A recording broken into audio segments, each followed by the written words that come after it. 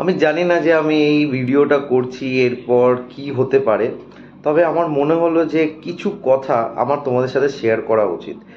যেই জিনিসটা হয়েছে সেটা একদমই ঠিক হয়নি, এবং প্রত্যেকবার এই টাইপের জিনিসগুলো যে কেন হয়, কেন মানুষদের মেন্টালিটা এখনও চেঞ্জ হচ্ছে না, মানে সোকল সোশ্যাল কজ বা সোশ্যাল টপিকসের ওপর আমরা সিনেমা দেখি যখন, তখন ভাবুক হয়ে নানা রকম স্টেটমেন্ট নানা রকম সোশ্যাল জায়গায় ছেড়ে দিই, বাট যখন অ্যাকচুয়ালি কোনো কাজ আসে তখন সেটাকে আমরা টেক ডাউন করে দিই, সেটা নিয়ে নানা রকম ক্রিটিসিজম করি বা এমন কিছু বলে দিই যে সেই কাজটা আর সেইভাবে রেসপন্স পায় না বা সেইভাবে সাফল্য অর্জন করে না, যে সাফল্যটা বা যে কারণে এই কাজটাকে তৈরি করা হচ্ছে সেটা রিচ আউট হয় লোকের কাছে। আমি এই ভিডিওর মারফতে রিসেন্টলি বাংলাদেশে একটা নাটকের সম্পর্কে কথা বলবো, যেই নাটকটা একটা কন্ট্রোভার্সির শিকার হয়েছে ডিউ টু ইটস সাবজেক্ট, এবং সেটা কিন্তু টেকেন ডাউন করে দেওয়া হয়েছে ইউটিউব থেকে। সেই নাটকটা কিন্তু একদিনের জন্যই শুধু ইউটিউবে ছিল, তারপর থেকে সেই নাটকটা নেই, বিকজ সেটা নিয়ে নানা রকম ট্রোল এবং মিম এবং যথাযথভাবে অপ্রস্তুতে ফেলা হয়েছে অ্যাক্টর এবং মেকারকে।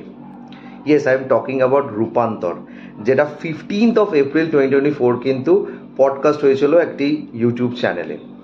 এই নাটকটির ডিরেক্টর হচ্ছে রাফাত মজুমদার রিঙ্কু, এবং এই নাটকের গল্পটা হচ্ছে একজন ট্রান্সজেন্ডারকে ঘিরে, যে চরিত্র প্লে করেছিল ফারহান আহমদ জোয়ান। তো এমন কি বিষয় হলো সেই সব কিছু নিয়ে তোমার সাথে শেয়ার করব। যেটুকুনি ইনফরমেশন হোক, যেটুকুনি তথ্য আমি জেনেছি সেটা নিয়ে কিন্তু আমি ভিডিওটা করছি। তার উপর আমার কিছু টিপ্পণী বা সো কল আমার চ্যানেলে নামার মতো ওয়ানি তোমাদের সাথে শেয়ার করব, যেটা আমার মনে হয় তোমাদের সাথে বলা উচিত একদম আপফ্রন্ট হয়ে। So why are we waiting for, let's start with the video. প্রথমত, এই ট্রান্সজেন্ডার বিষয়টাকে একটু বুঝতে হবে। What does it mean? Transgender মানে আমরা খুব ইজিলি বলে দিই হিজড়া বা ছক্কা, তা কিন্তু নয়। ট্রান্সজেন্ডার মানে হচ্ছে একটা পার্সন যে জন্ম হয়েছে একটা জেন্ডারে, সেটা মেলও হতে পারে ফিমেলও হতে পারে, বাট তার ইনসাইডে সে নিজেকে ভাবে বা নিজেকে সবসময় একটা অপোজিট জেন্ডার হিসাবেই রাখে। সেটা ছেলে হয়ে মেয়ে হিসাবে ভাবতে পারে, মেয়ে হয়ে ছেলে হিসাবে ভাবতে পারে, এবং কনস্ট্যান্ট তার পিউবিটি অনওয়ার্ডস, যে যখন আস্তে আস্তে বড় হয়, সে যখন তার সমাজের সাথে মেশে বা তার সোশ্যাল গ্যাদারিং হয়, সেখানে সে খেল হারিয়ে ফেলে, এবং সে নিজেরই মধ্যে একটা দ্বন্দ্ব সৃষ্টি হয় যে আমি এই শরীরের মধ্যে ঠিক নেই, I need to change my identity. তখন সে ট্রান্সফরমেশন নেয় বা ট্রান্সফর্ম হওয়ার চেষ্টা হয়, এবং সে ক্রস ড্রেসিং করে। ক্রস ড্রেসিং মানে ছেলে থাকলে সে মেয়ে হিসাবে সেজে গুজে থাকে, নিজেকে সাজিয়ে রাখে, বা মেয়ে হলে সে সবসময় ছেলেদের মতো হাব ভাব নিয়ে থাকে, এবং বাই চান্স যদি তাদের কাছে টাকা পয়সা থাকে এবং তাদের যদি সম্মতি থাকে from family and near and deer once, তাহলে তারা অপারেশনও করে নেয় এবং অপারেশন করে নিজেদের সেক্সটাকে চেঞ্জ করে। সো এদেরকে ট্রান্সজেন্ডার বলা হয়। তো আমরা রাস্তাঘাটে যাদেরকে দেখি যে টাকা চাইছে বা সোকল আমরা হিজড়া বলে থাকি, তারা কিন্তু অ্যাকচুয়ালি ট্রান্সজেন্ডারই। এবার তাদের মধ্যে অনেকেই হয়তো যে ট্রান্সফরমেশন নিতে পারেনি, অনেকেই হয়তো তারা ঠিক মতো ট্রান্সফর্ম হতে পারেনি, জাস্ট কিছু অ্যাটলিস্ট চেঞ্জ করেছে। তো এইভাবেই জীবনযাপন করে, এবং যারা ফুললি ট্রান্সফর্ম হয়ে যায় তারা তো আছেই। এরকমই একটা পার্সনকে কেন্দ্র করে রূপান্তর তৈরি করা যায়, এবং এই চরিত্রটা প্লে করেছে ফারহান আহমদ জোয়ান। এবং তার ঈদে কিন্তু প্রচুর নাটক এসছে।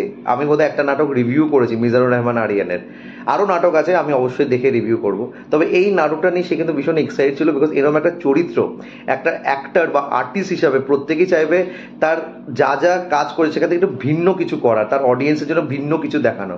তো সে কিন্তু সেই হিসাবে করেছিল, বাট ওপার বাংলার অডিয়েন্সরা আমি জানি না কেন এইভাবে রিয়্যাক্ট করলো এই সাবজেক্টটাকে নিয়ে। তারা নানা রকমভাবে সমালোচনা করলো, এবং সেটা খুব নেগেটিভভাবে সমালোচনা করলো। এতটাই নেগেটিভভাবে সমালোচনা করলো যে অ্যাক্টর অন ক্যামেরায় এসে সরি চাইলো এবং বলল যে হেন্সফোর্থ সে তার ক্যারেক্টার চুজের উপর নজর রাখবে, এবং এরকম টাইপের কোনো চরিত্র করবে না যে চরিত্রটা মানুষের মনে আঘাত লাগবে। এবং সে রিলিজিয়নকেও এখানে টানলো। আমি জানি না, আমি কোনো রিলিজিয়নকে ছোট করতে চাই না। ইসলাম ধর্মে যদি কেউ এলজিবিটি কমিউনিটির হয়ে থাকে, বা কেউ যদি এই ফেজ দিয়ে যেয়ে থাকে ট্রান্সফরমেশন বা নিজেদেরকে ট্রান্সজেন্ডার হিসেবে ডিনোট করে, তাহলে কি সে মানুষ নয়? তাহলে আজ এই গল্পটা যখন হলো, তাকে সেই গল্পটাকে দেখানোর জন্য সুযোগ দেওয়া হলো না কেন? কেন এমন কিছু করা হলো যে নাটকটাকে নামিয়ে নেওয়া হলো এবং নাটকটাকে আমরা দেখতে পারলাম না? রিঙ্কুর কাজ কিন্তু মোটামুটি খারাপ হয় না, আমি যে কটা কাজ দেখেছি সেগুলো খারাপ হয় না। তবে এই কাজটা যখন এতটাই সেন্সিটিভ একটা বিষয় হয়ে দাঁড়াচ্ছিল, তা আমার মনে হয় অ্যাটলিস্ট সুযোগ দেওয়া উচিত এই কাজটাকে লোকেদের কাছে রিচ আউট হওয়া। একদিনের জন্য পডকাস্ট হচ্ছে 15th of April, if I am not wrong. তারপরে ওটাকে টেকেন ডাউন করে নেওয়া হয়েছে বিকজ নানা রকমভাবে সমালোচনা হচ্ছিল, অ্যান্ড দ্যাট ইজ নেগেটিভভাবে হচ্ছিল। কনস্ট্রাকটিভ ক্রিটিসিজম কিন্তু অলওয়েজ ওয়েলকাম।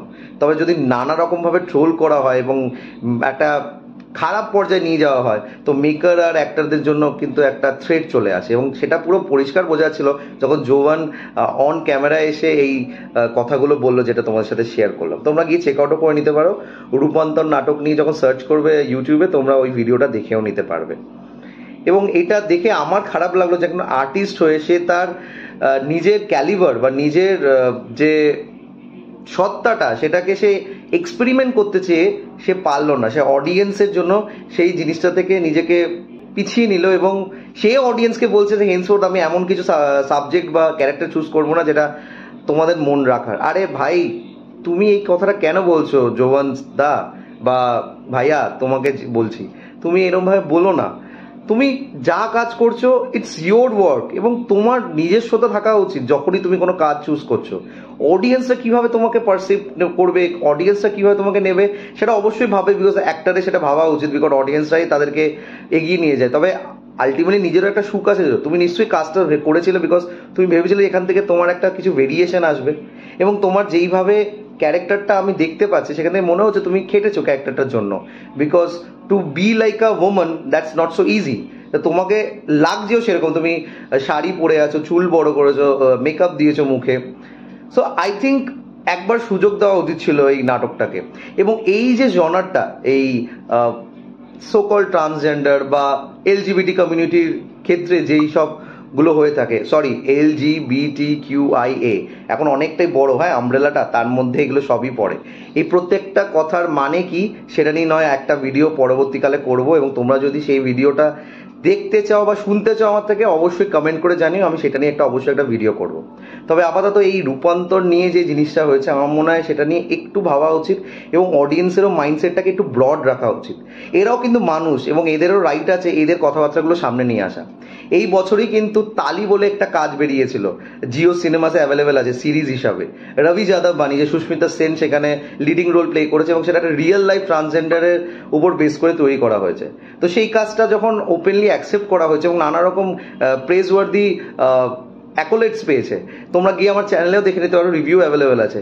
তো আমার মনে হয় আমরা অ্যাজ আ বেঙ্গলি অডিয়েন্স বা তোমরা যারা ওপার বাংলায় আছো, তোমরা একটু জিনিসটাকে একটু রিজিডলি না ভেবে, ইসলাম ধর্মে নানা রকম কথা না ভেবে, রিলিজিয়ানকে মাঝখানে না টেনে একটু যদি খোলা মাইন্ডে ভাবো, আমার মনে হয় ভালো হবে।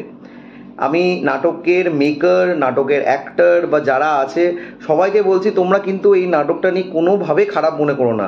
তোমরা কাজটা করেছো just to bring a change, just to make audience realise যে এইসব মানুষদেরও কি হয়। এবং আমরাও এখনো দেখিনি, কিন্তু আমরা যদি দেখি তাহলে বুঝতে পারবো এমন কি দেখানো হয়েছে যে তোমাদের মনে হয়েছে সেন্সিটিভ ইস্যু হয়ে গেছে। যদি দেখে নিতে পারি তাহলে অবশ্যই সেটা নিয়ে তোমাদের সাথে রিভিউ শেয়ার করবো। তো আমার মনে হয় দেখার সুযোগটা দেওয়া উচিত, এটাই বলার ছিল। আমি জানি না এই কথাবার্তাগুলো বা এখানে যা যা বলেছি কতজনের মনোপুত হয়েছে বা কতজন এটা শুনে একটু মুখ টোক বেঁকাচ্ছে, বাট আমি মনে করি ইটস হাই টাইম যে এই জিনিসগুলোকে একটু অ্যাকসেপ্টেন্স দেওয়া উচিত, এই জিনিসগুলোকে নিয়ে একটু ব্রডলি চিন্তা করা উচিত, এই জিনিসগুলোকে প্যারালাল বা সো কল্ড আর্ট জনার না লিখে সেটাকে কমার্শিয়ালি আনা উচিত এবং অডিয়েন্সের কাছে ফুল অন ভাবে প্রেজেন্ট করা উচিত। ব্যাস এটাই আমার বলার ছিল। তো যদি ভিডিওটা ভালো লেগে থাকে এবং মনে হয় আমি কিছু বলেছি যেটা তোমাদের ভালো লেগেছে, do like, share and subscribe the channel. যদি রিলস দেখতে পছন্দ হয় এবং আমাকে আপ ক্লোজ হয় জানতে চাও, ইনস্টাগ্রামে ফলো করে নিতে পারো। ইনস্টাগ্রাম আইডি হলো supro09bit2।